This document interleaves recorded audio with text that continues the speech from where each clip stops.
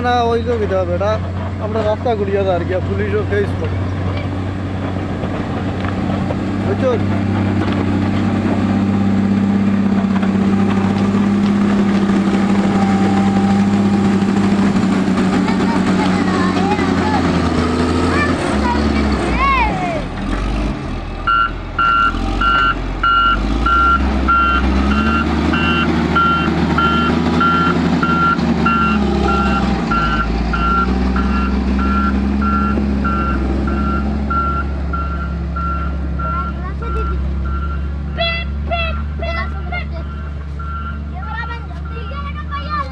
প্রকাশ করো না